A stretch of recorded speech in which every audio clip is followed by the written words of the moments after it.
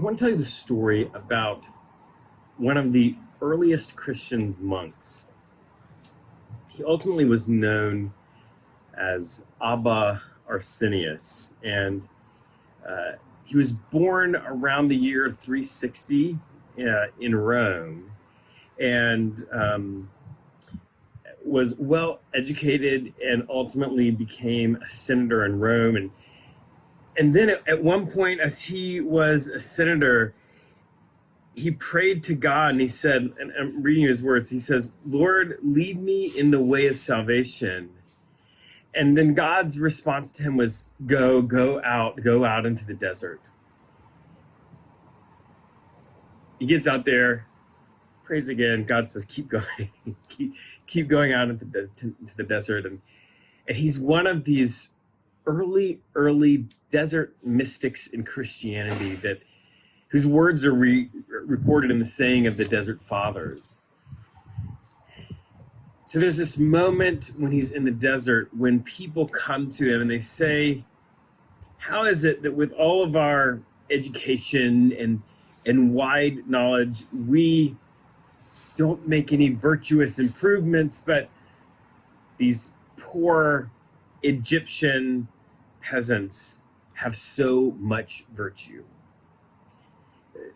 They're asking them, why does the virtue and the doing the right thing, why are the people who are poor seeming to be better people in some ways than the people who are wealthy? And his response is really interesting. He says, we indeed get nothing from our secular education, but these Egyptian peasants acquire the virtues by hard work. As I was reading that this week, I began to reflect on this season of life that we are in, with the pandemic and with all of the different things that are going on. There is part of our life that has become really hard. Things that we took for granted are no longer simple or easy. Even things that we imagined would always be there, like the ability to have our kids educated in a school with other children and all of that kind of stuff. It's created a season of hard work. I think what Abba Arsenius is getting at is that when things are not easy for us,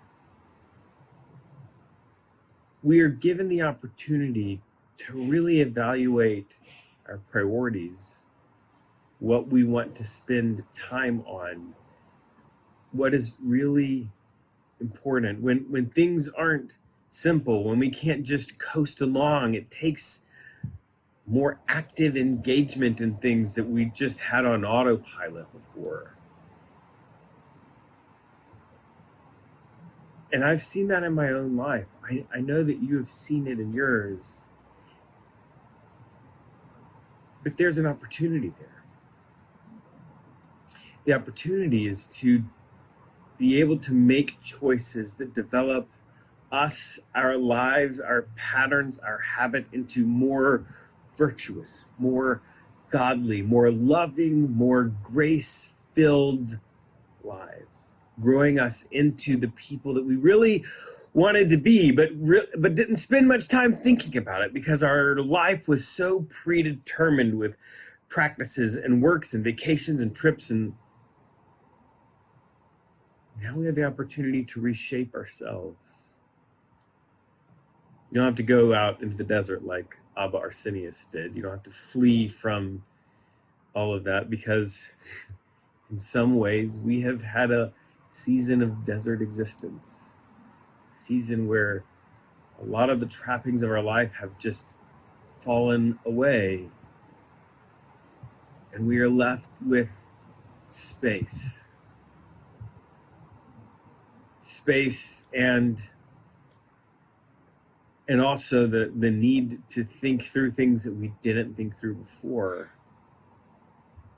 This week, as you go through that, it can feel stressful, right? To have to constantly be thinking through things that seemed to just be fundamental and non-thinking tasks before.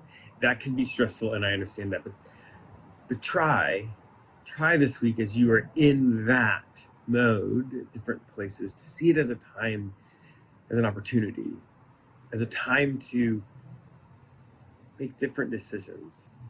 Not to try to just get something as close to the way it was before. Instead of saying, well, which of these options, which of these decisions will lead me into a place of more wholeness, a place of more righteousness, of more holiness, of more justice, of more grace, of more peace?